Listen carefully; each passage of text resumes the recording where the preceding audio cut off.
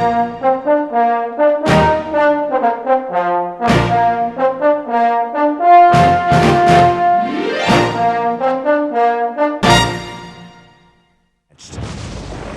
is our hour. The shift of power is within our grasp. The Kiwi Revolution is at hand.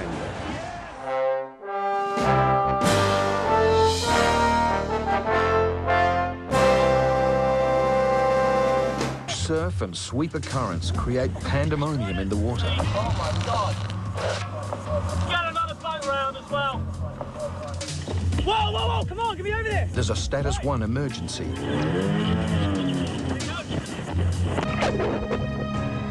Hands up. Make it quick, make it quick. I'll drift that way, eh? Hey, this one first. Get as many as we can in one go. Well, move. Come on, in. She's gone.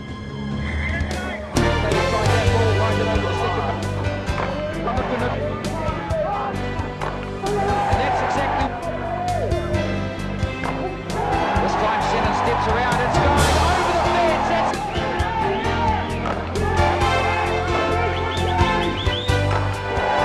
Bronson goes. He hasn't hit a home run yet, but it's over. Another 0-2 pitch by Underhill right down the plate. Sorensen.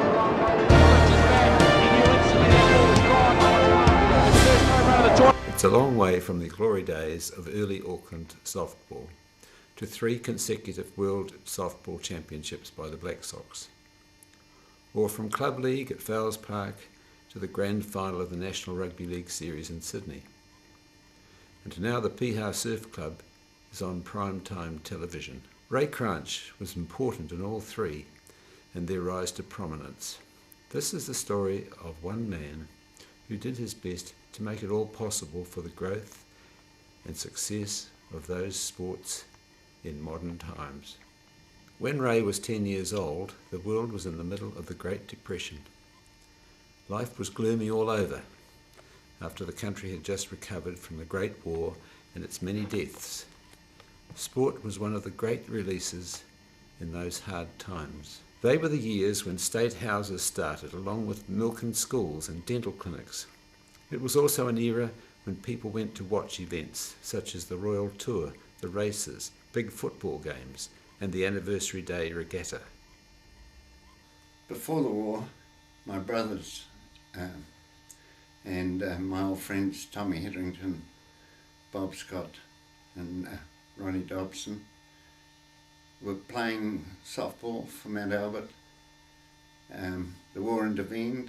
When war broke out again in 1939, Ray lied about his age and, in 1940, joined the army. He wanted to go overseas, but spent 3 years as an artillery instructor, rising from sergeant to being an officer, serving at Narrow Neck, Rotorua and in Northland. But he was still keen to get away, so had to resign his commission, and he finally arrived in Egypt as a 20-year-old in 1943, after a 6-week trip on the New Amsterdam. His battery moved into action in Italy in July 1943, joining the campaign against the Germans. The battle at Cassino, from October that year to June 1944, was the time that made military history and earned him back his commission as lieutenant. After the long siege ended, the 4th Field Artillery fought its way north, finally moving the end of the war to Trieste, where they were responsible for keeping the Yugoslav forces from annexing the area from Italy. In 1999 and 2005, Ray and many others retraced their steps to Cassino and to Trieste, where they were once again treated like heroes. There was rugby played between the military teams during the war and afterwards, and there were trials for the New Zealand Army team, later to be called the Kiwis. And they were to tour the United Kingdom as a celebration of victory. Many rugby and league men tried out, but Ray was keen to come home and turned down the chance. Many of those men, like Bob Scott, Ron Dobson and Eric Boggs, went on to become famous All Blacks. Bob was originally a league man, but he made the switch, and Ray could have done the same. The war made a youth into a leader, a man who knew what he wanted to do for sport, and he went on to great heights. And this was in Auckland when the rugby league team and the softball side were national pace setters. They set the standards and the performance, and it was no accident that Ray was captain of both Auckland squads in the same year, which is a feat not equalled and not likely to be. Ray came home to join his brothers Basil and Eric at Mount Albert Rugby League, based at the traditional home in Fowles Park. He played for Mount Albert from 1946 to 1953 with great success, becoming a strong, storming second-row forward, prepared to do his share of the hard grind that league was in those days. He almost made the Kiwi team in 1947-48 for the tour, but finally made it in 1951 when they toured England and France. At the same time, Ray followed Basil and Eric into softball, the new game which entranced so many winter stars. His old friend Bob Scott had been an Auckland softball rep before the war. Ray's rise was just as spectacular. Right. When I came home from the war, I was playing cricket up at the Domain, and because I'd been playing there before the war. The main reason for me joining softball after the war was in reality the fact that my brother was playing for the Victory, or Mount Albert for a starter, and then Victory softball team. Basil was a sound first baseman, a good batter, and a great fielder. This despite him having an injured hand, which he'd hurt during his period with Seabrook Fowles, and his fingers were slightly crippled, but it made no difference to his ability as a softballer. And all of a sudden, after 6 years of oppression, if you like, being in the army, being subject to discipline, the thought of being up the Domain from 1 o'clock till 6 o'clock each Saturday didn't become appealing. The rest of the boys, my friends, were playing softball, so I decided to give it a go. The reason also for changing was the fact that softball was a faster game. Everyone was implicated. With softball, each man was as important as the other. And it took 2.5 hours to play. It was intensely exciting. You had to keep thinking ahead of the play. And I don't know whether I was a natural, but the game was a natural for me. I played rugby league for Ponsonby, and I think Ron Dobson played rugby for Eden, and Ray Cranch, he actually played for Mount Albert. I lived in Morningside, and I suppose the fact I was knocking around with blokes like Ray and Ron Dobson, these sort of people, and I obviously wanted to play in that sort of a game. Basil was captain of the Auckland Rugby League team during the war and won the Dixon Medal, and I was fortunate enough to be able to follow in his footsteps, winning the Dixon Medal in 1950, the same year that I was captain of the Auckland Rugby League and the Auckland Softball. In 1950 I was fortunate enough to be selected as captain of the Auckland Softball team, which at this time was in its heyday. Ray Cranch was the quiet achiever, never in the limelight, but always there and always the man doing the thing. A gentleman right the way through, and I think I've had a big influence on a lot of people who really don't realise he was the man who was influenced them. To be where I got in softball and soccer, it was a great help. If you've got role models to look up to, you can really learn a lot from them, and I certainly learnt all my skills from most of these people. It was a joy and a pleasure to play with them. My job as captain was just to keep them together, and successfully, as it turned out, in several BT Cup finals.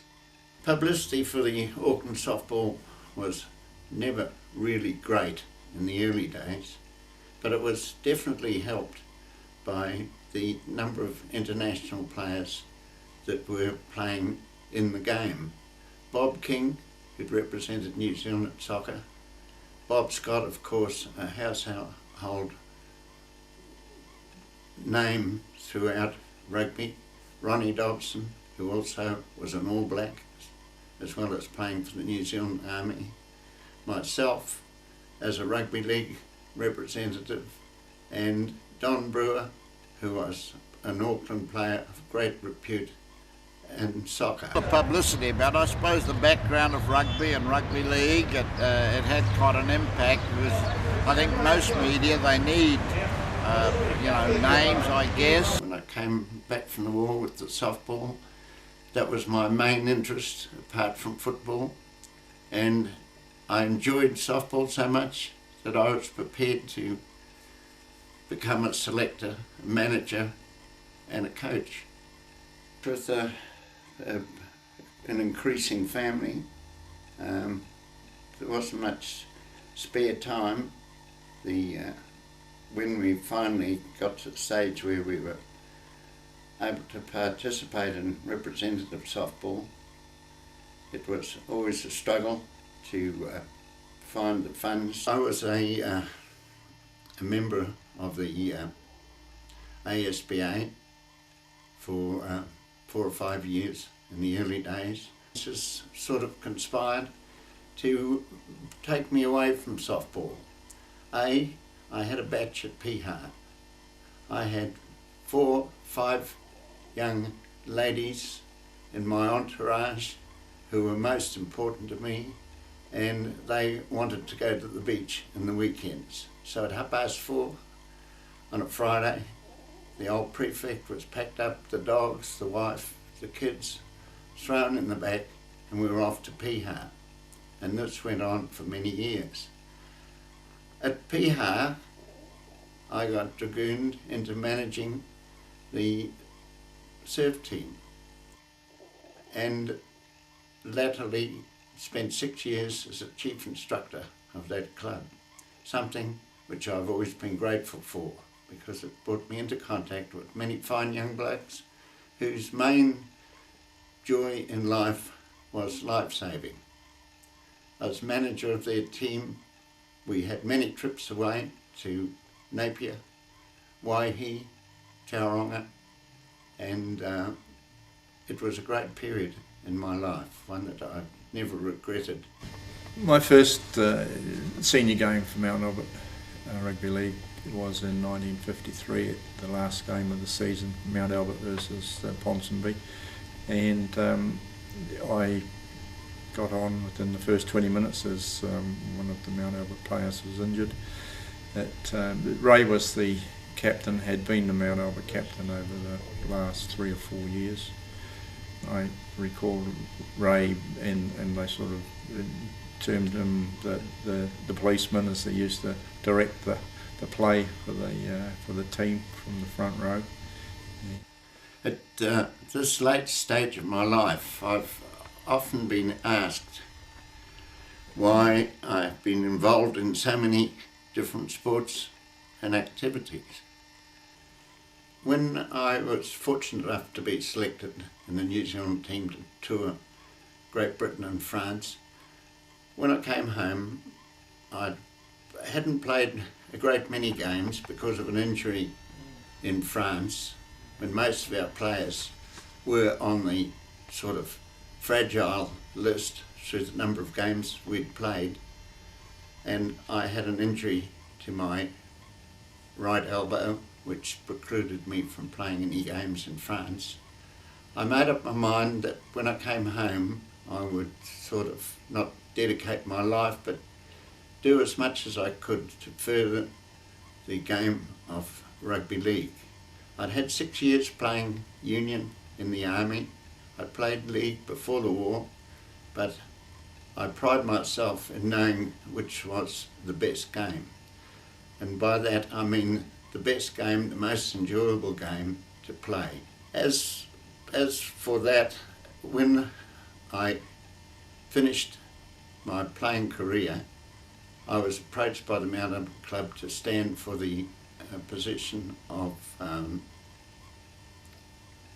Auckland Schoolboys Board, in which I was successful and spent 15 years rising to chairman of that board, and received a life membership from the Auckland Rugby League during that period. In 1962, I was chosen to be the manager of the first touring side to Australia, New Zealand schoolboy, 15 years of age, and we had a great tour to Australia. Coming home, I was appointed to the Judicial Committee of the Auckland Rugby League, and as chairman served 4 years, and upon relinquishing that position was made an appointee to the Referees Association on behalf of the Auckland Rugby League, and served there for 5 years.